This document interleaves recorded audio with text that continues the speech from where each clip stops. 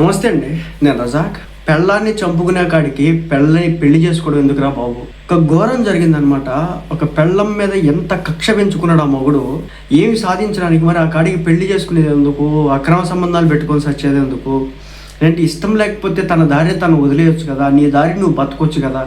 కానీ వాళ్ళని చంపి, ఎదుటోళ్ళని చంపి దాని మీద ఆనందం ఏం పొందడం ఏదైతే ఉందో అది కూడా కాల్చి చంపి, ఒక తల్లిదండ్రులు కని పెంచి పోషించే వాళ్ళని ఒక స్థాయికి తీసుకొచ్చి ఒక ఉద్యోగం కోసం అది ఇది చేపించి చదివించుకో ఇంత చేసి ఒక అయ్య చేతిలో పెడితే వాడు చేసే పని ఏంటంటే చంపడం అనమాట. ఇది ఎక్కడో జరగలేదు, బెంగళూరులో జరిగింది. ఈ వింత విన్న తర్వాత మీరు కూడా దయచేసి ఒకవేళ పెళ్ళం ఇష్టం లేదనుకోండి, వేరే వాడితో తిరుగుతుంది అనుకోండి, లేదంటే అక్రమ సంబంధాలు పెట్టుకుంది అనుకోండి, మాట వినట్లేదు అనుకోండి, దూరంగా ఉండండి. చెప్పి చూడండి. ఫస్ట్ మారితే మారుతారు.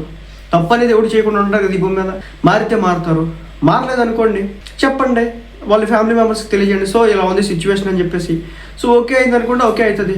లేదు ఇంకా మారదు అనుకోండి, డివోర్స్ ఇచ్చుకోండి. లేదంటే విడిపోండి, వేరువేరుగా ఉండండి. దయచేసి చంపుకోబాకండి, చచ్చిపోబాకండి. నాకు కొంచెం ఏంద్రా ఇలా తయారవుతున్నారు మనుషులు అనిపించిన పరిస్థితి. ఒకడేమో పెళ్ళం చంపితేనేమో, ఒకడేమో డ్రమ్ములో సిమెంట్ వేసి మూట కడతారు, ఇంకొకడేమో పెళ్ళాన్ని చంపేసి గ్రైండ్లేసి మిక్స్ చేస్తూ ఉంటాడు. ఇప్పుడు వచ్చేసి ఏకంగా పెళ్ళాన్ని చంపడం కోసం అని చెప్పేసి షూటింగ్ నేర్చుకున్నాడు ఈ మహానుభావుడు. పైకి చదువుకుంది ఐటీ ఫీల్డ్లో ఉన్నాడు. బెంగళూరులోని బసవేశ్వర్లో గత నెల 24 జరిగినటువంటి బ్యాంకు మహిళా ఉద్యోగి హత్య కేసులో పోలీసులు షాకింగ్ విషయాలు వెల్లడించినారు. బ్యాంకులో ఉద్యోగం అంటే మామూలేరా? ఎన్ని కష్టాలు పడి అమ్మాయి ఉద్యోగం తెచ్చుకొని ఉంటుంది. సరే, ఏదైనా నీకు ఇబ్బంది పెట్టేటువంటి పరిస్థితి అమ్మాయి చేస్తుంది అనుకో, చెప్పు. వినకపోతే వదిలించుకోవాలి, కానీ చంపితే వచ్చిందిరా. భార్య భువనేశ్వర్ని చంపమని భర్త బాలమురుగన్కు మొదట టిఎన్కు చెందినటువంటి ఒక వ్యక్తికి చంపమని భర్త బాలమురుగన్, వీడి పేరు తమిళనాడు అనమాట మనోడు. వీడు ఏం చేసినాడంటే, బాలమురుగన్ మొదట తమిళనాడుకి చెందినటువంటి ఒక వ్యక్తికి 1,25,000 రూపాయలు ఇచ్చాడంట, నా పెళ్ళాన్ని చంపే అని చెప్పేసి. వాడు భయపడ్డాడు, నేను చంపలేను అన్నాడు. అయితే చంపలేని చెప్పడంతో స్వయంగా తానే చంపేదని చెప్పేసి ఫిక్స్ అవడం జరిగింది. అప్పుడు ఏం చేశాడు, బీహార్కి వెళ్ళి 50,000 రూపాయలు పెట్టి గన్ను కొన్నాడు. అక్కడ 15 రోజుల పాటు గన్ కాల్చడం నేర్చుకున్నాడు. తిరిగి వచ్చి నడి రోడ్డుపై భార్యని కాల్చి చంపేశాడు. ఓడి అమ్మ, ఏంద్ర దరిద్రం, ఎంత కసి ఉందరా, ఏంద్రా ఈ దారుణాలు. మరీ ఇంత వైలెంట్గా చంపాలి ఒక మనిషిని. వాడు ఇప్పుడు చంపినాడు, బాగానే ఉంది. ఇప్పుడు జైలు జీవితం గడుపుతాడుగా. మరి అదేం జీవితం? కుక్క జీవితమేగా. జీవితం పడుతుంది, లైఫ్ పడుతుంది. పిల్లలు ఉంటే అనాథలు అవుతారు. ఎందుకు ఇలాగా? సో మనకి కారణాలు అయితే ఏం తెలియదు అనమాట. కానీ ఏంటంటే, ఒక హస్బెండ్ ఒక వైఫ్ని చంపినాడు. ఆమె వచ్చేసి ఒక బ్యాంకు ఉద్యోగి, వీడు వచ్చేసి ఒక సాఫ్ట్వేర్ కంపెనీలో పనిచేస్తూ ఉన్నాడు. ఒకరిని చంపమని చెప్పేసి ముందు డబ్బులు ఇచ్చినాడు కాంట్రాక్ట్ కిల్లర్కి. వాడు చంపలేని చెప్పేసి చేతులు ఎత్తేసినాడు. అలాంటి టైంలో వీడు బీహార్కి పోయినాడు.